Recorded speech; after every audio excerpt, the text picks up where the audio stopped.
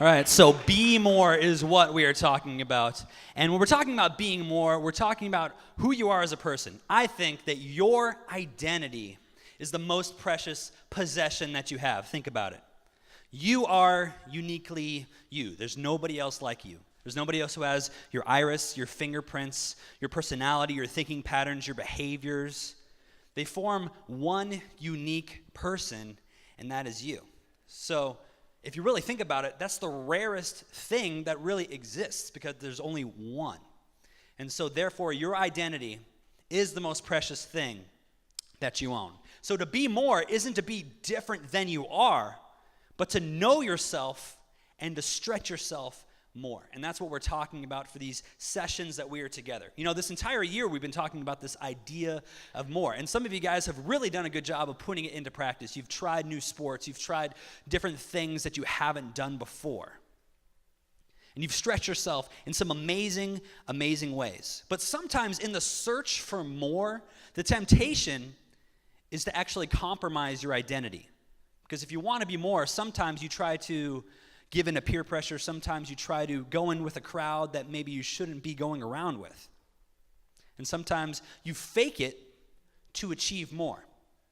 But what we're going to talk about today is the fact that more isn't always about achieving as much as it is about perceiving. And that rhymes, so you know that it's true. More isn't always about achieving, doing things. It's about perceiving, knowing who you are. You know, we set ourselves up for failure if we're telling you guys to achieve and do all these things without first looking at who you are. Here's an example. Here's this guy. Nobody likes this guy. Look at that guy. Yeah, I knew that was going to happen. So let's look at this guy. This is a guy who has achieved a lot. And for somebody his age, he's earned millions of dollars, and he's done really, really great things in the eyes of the YouTube community. But he's actually a pretty horrible person. I think we can all agree on that. And so we set you up for failure if we're telling you to be more without telling you what kind of person you should be. And I think this guy probably could have used some of those lessons growing up. You know, when I was preparing this, all I could hear in my head was the genie's voice from Aladdin just saying, just be yourself.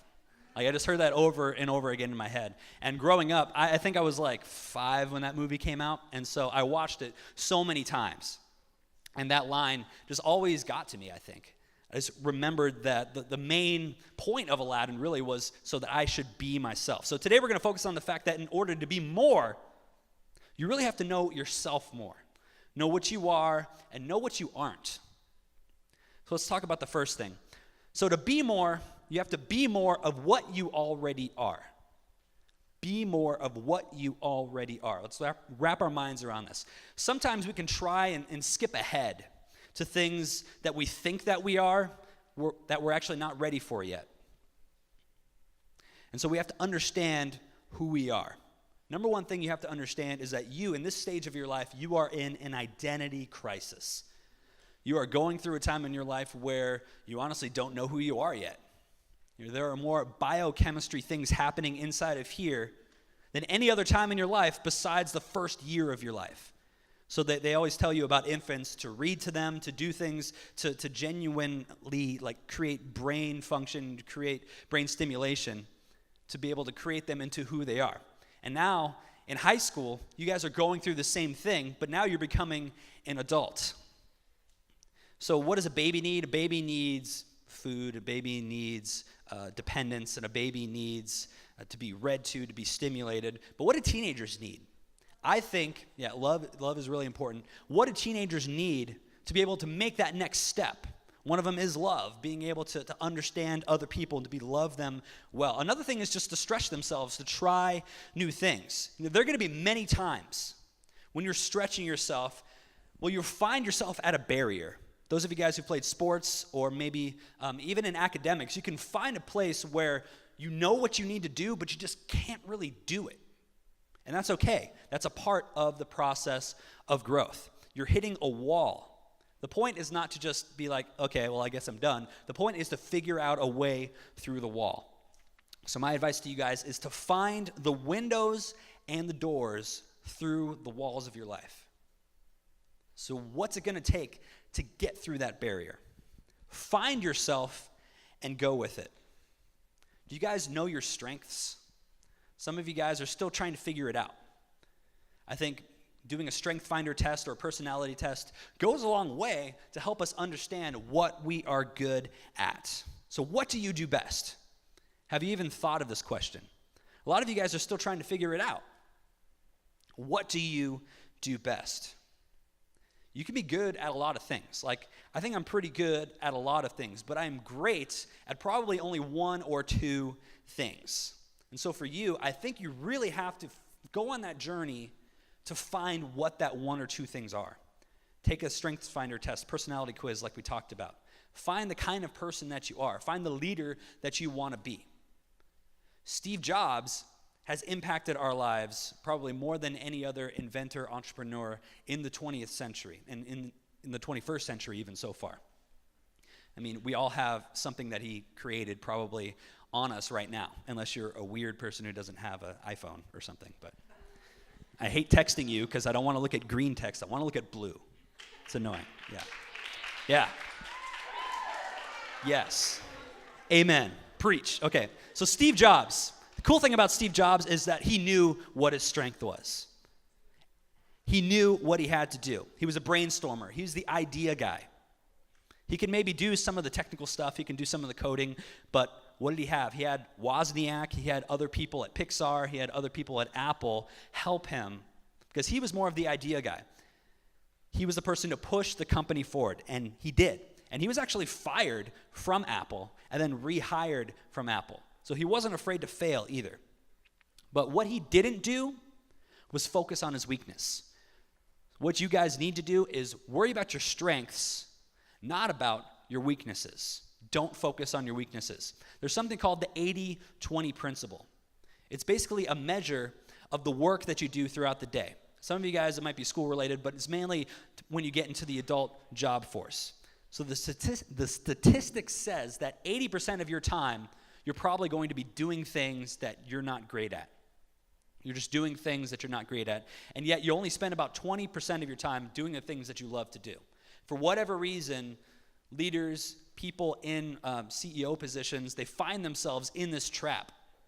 But yet they're finding now, over the last 10 or 20 years, there's been a movement to focus on your strengths. So what would happen if you actually spent 100% of your time doing the things that you're really good at and delegating the rest to other people? So for you guys, if you're not good at math, you know that you're not good. That means that you need to surround yourselves with people who are.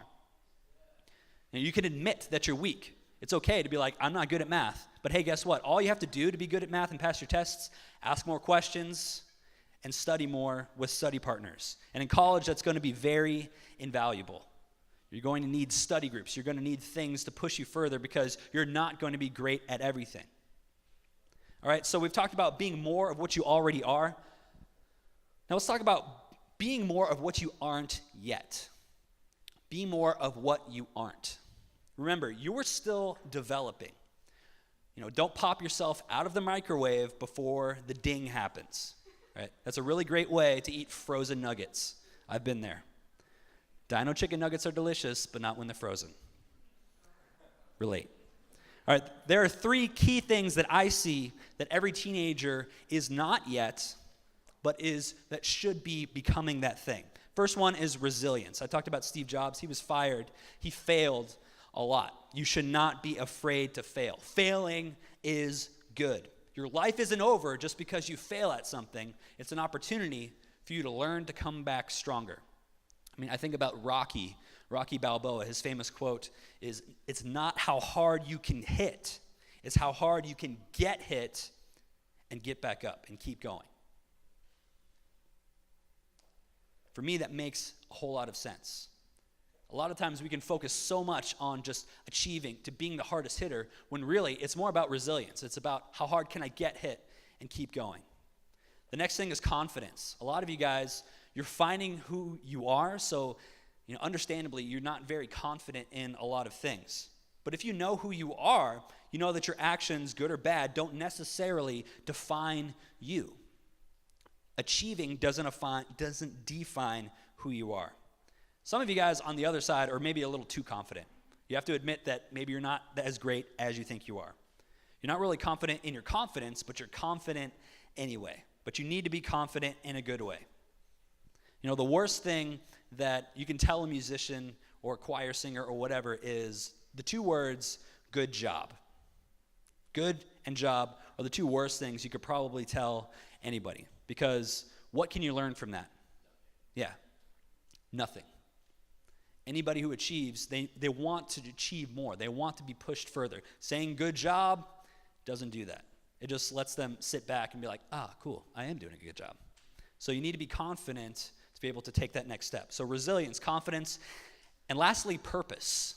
What do you want to do? Who do you want to be? What are you born to do? Maybe there's something on this planet that somebody hasn't even discovered yet that you are born to do. Know your strengths and your weaknesses. Know your surroundings. And ask the question, how can you use what you have, where you are, to impact the world right now? How can you use what you have, where you are, to impact the world right now? Because every generation has a purpose, and that purpose is to shape the future. So what kind of future do you want to see? It's all up to you. All you have to do to start is to be more. Peace out.